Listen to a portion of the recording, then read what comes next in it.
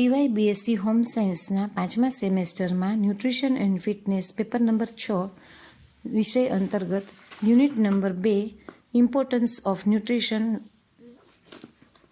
આજે વિસ્તૃત ચર્ચા કરીશું.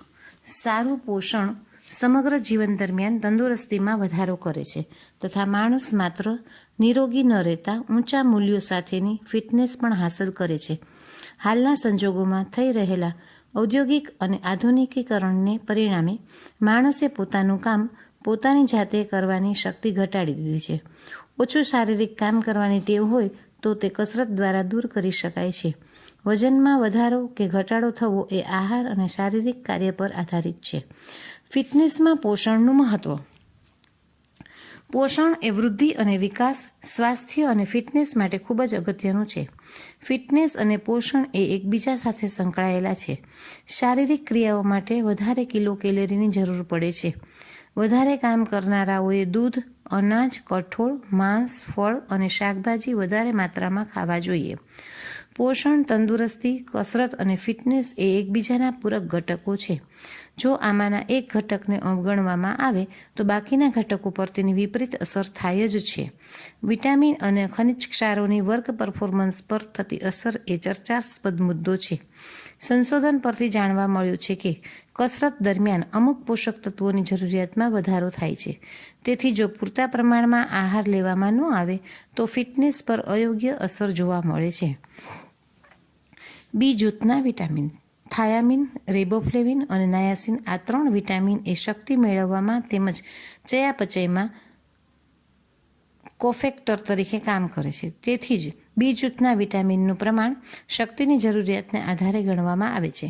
એક સંશોધન પરથી જાણવા મળ્યું છે કે વધુ કસરત કરવાથી બી જૂથના વિટામિન્સની બાયોકેમિકલ ખામી ઉત્પન્ન થાય છે, જે પાછળનું કારણ તેમની એક્ટિવિટી દરમિયાનનો શક્તિનો વ્યય જવાબદાર છે. પરંતુ હજુ સંશોધન દરમિયાન એ પુરવાર કરી શકાયું નથી કે તેની ખામીથી ભારે કસરત પર વિપરીત અસર થાય છે. Vitamin C. કસરત અને રમત સાથે સ્ટ્રેસ શબ્દ વણાયેલો છે. આથી કસરત દરમિયાન વિટામિન સી વધારાના ખાદ્ય તરીકે આપવામાં આવે છે. એક સંશોધન પરથી જાણવામાં આવ્યું છે કે વિટામિન સી કસરત દરમિયાન આપવાથી હૃદયના ધબકારા અને લોહીમાં ગ્લુકોઝની સાંદ્રતામાં ઘટાડો તથા પ્લાઝમામાં ફેટી એસિડના લેવલમાં વધારો થાય છે. ફ્રી ફેટી એસિડના લેવલમાં વધારો થાય છે. Vitamin E. સંશોધન પરથી જાણવા મળ્યું છે કે વિટામિન ઈનું પ્રમાણ વધારે આપવાથી પરફોર્મન્સમાં વધારો થાય છે. ખનિજ ક્ષારો. ઝિંક અને કોપર જેવા ખનિજ ક્ષારો એન્ઝાઇમ્સની સિસ્ટમમાં કોફેક્ટર તરીકે કામ કરે છે. કોપર હિમોગ્લોબિનના સંશ્લેષણમાં પણ અગત્યનો ભાગ ભજવે છે. એક સંશોધન પરથી જાણવા મળ્યું છે કે વધુ ભારે કસરત કરવાથી પરસેવા દ્વારા નિકાલ થતો હોવાથી ઝિંક અને મેગ્નેશિયમની ખામી ઉત્પન્ન થાય છે. આથી આહારમાં પૂરતા પ્રમાણમાં ખનિજ ક્ષારો આપવા જોઈએ. હાલના સંશોધન પરથી જાણી શકાયું છે કે વધુ સારી ફિટનેસ મેળવવા માટે વિટામિન્સ અને ખનિજ ક્ષારોનો મેગાડોઝ ટેબ્લેટ મારફતે પૂરો કરવામાં આવે છે. ઘણી વખત આવા મેગાડોઝ આપવાથી શરીરને નુકસાન થાય છે, માટે આવી ટેબ્લેટ લેતા પહેલાં ડૉક્ટરની સલાહ લેવી જોઈએ. પ્રવાહીની પૂર્તિ. ફિટનેસ મેળવવા માટે કસરત કરવામાં આવે છે. કસરત દરમિયાન પરસેવાનો વ્યય ખૂબ જ થાય છે. જ્યારે શરીરના વજનના 1% જેટલો પ્રવાહીનો વ્યય 4થી 5% પહોંચે છે, ત્યારે શરીરની કાર્યક્ષમતામાં નોંધપાત્ર ઘટાડો જોવા મળે છે. શરીરમાંથી પ્રવાહીનો વ્યય વધતો જાય છે તેમ તેમ પરિવહન તંત્ર પર તેની અસર જોવા મળે છે, જેને લીધે હૃદયના ધબકારા વધે છે, સ્ટોક વોલ્યુમમાં ઘટાડો થાય છે અને શરીરના તાપમાનનું નિયમન અટકે છે. જ્યારે શરીરના વજનના 4.3% જેટલો પ્રવાહીનો વ્યય થાય ત્યારે ચાલવાની ક્ષમતામાં 48% ઘટાડો થાય છે. પ્રવાહીની પૂર્તિનો મુખ્ય હેતુ કસરત દરમિયાન પ્લાઝમા વોલ્યુમ જળવાઈ રહે અને પૂરતા પ્રમાણમાં સ્વેટિંગ થાય. કસરત દરમિયાન થતું ડિહાઇડ્રેશન અને હાઇપરથર્મિયાને અટકાવવા માટે પ્રવાહીની પૂર્તિના તમામ નિયમોનું પાલન કરવું જોઈએ. કસરત પહેલાં ઠંડા પાણીથી નાહીને હૃદયના ધબકારામાં ઘટાડો, પ્રવાહીનો વ્યય ઘટે છે અને લોહીનું દબાણ વધતું નથી. સામાન્ય કસરત 20થી 30 મિનિટ કરવાથી હૃદય, ફેફસાં અને શરીરના જુદા જુદા સ્નાયુઓ સારી રીતે જાળવી રાખવામાં મદદરૂપ થાય છે.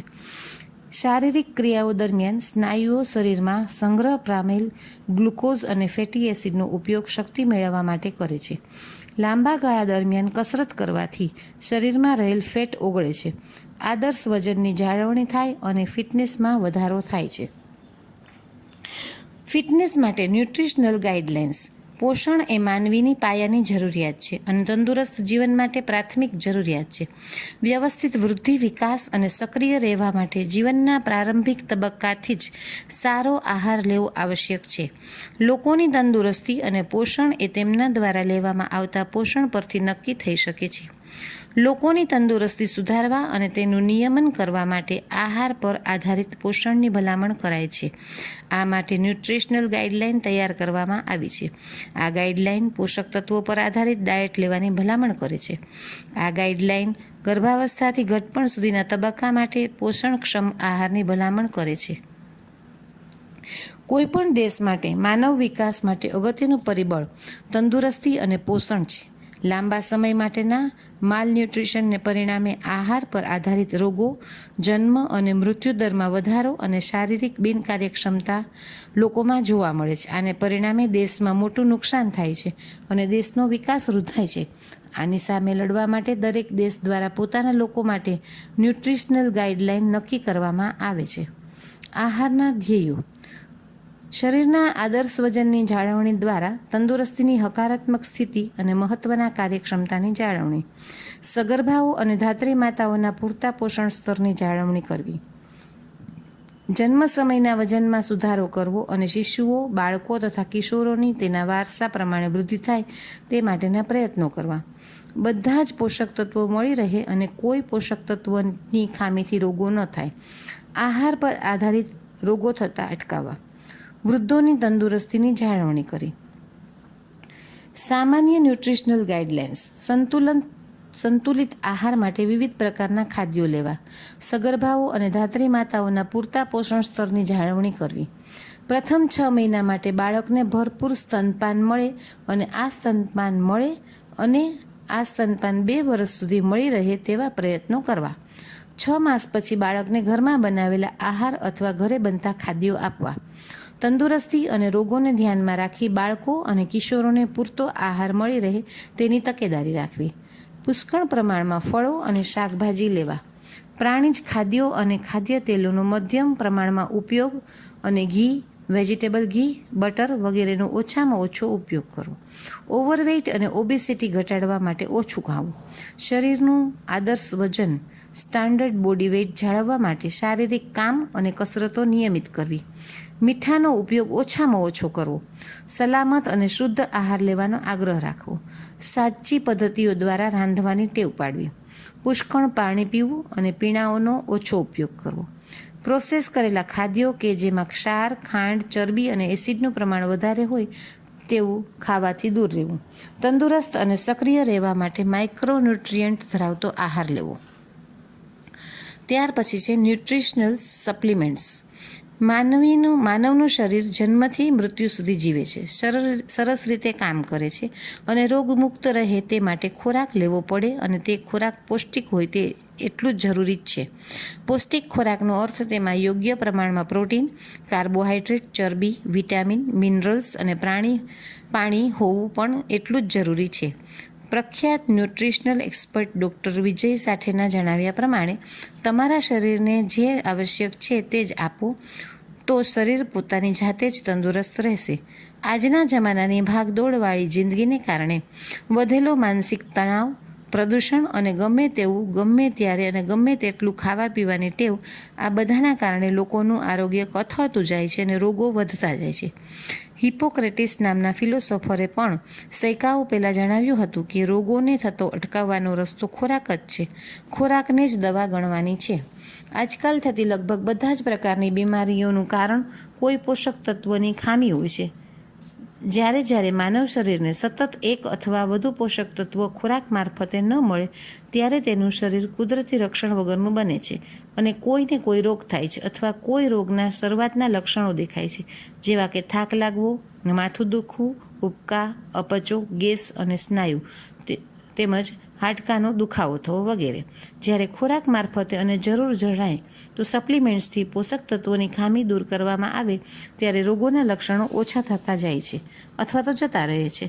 આનો અર્થ એવો નથી કે માનવ શરીરને સતત પોષક તત્વો ખોરાક મારફતે આપવા જ જોઈએ જેથી તેનું આયુષ્ય વધે એટલું જ નહીં, પણ રોગપ્રતિકારક શક્તિ એટલી સારી વધે જેથી શરીર રોગગ્રસ્ત ન થાય અને મોટી ઉંમર સુધી શરીર અને મગજ ખૂબ જ સારી રીતે કાર્ય કરે.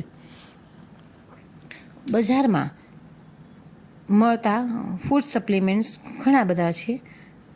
Workout protein, chocobar, Baidyanath Kesari pulp, Yoga protein bar, Protinex, PediaSure, Boost, Cerelac, immuno booster, protein scoop soya, veg protein, muscle fusion, Complan, spurt Nutrilite, B protein, Nutriva, Nutriport, Nestle Milo, Soyavita, Nutrimom, Nourish, Krids pro, Proteinuals. આવા જુદા જુદા પ્રકારના food supplements બજારમાં મળે છે અને તેનો ઉપયોગ વ્યક્તિએ કરવો જોઈએ જેથી કરીને પોતાના શરીરમાં જે પોષક તત્વોની ખામી હોય તે દૂર થાય છે અને રોગના લક્ષણો ઓછા આવે છે. અસ્તુ.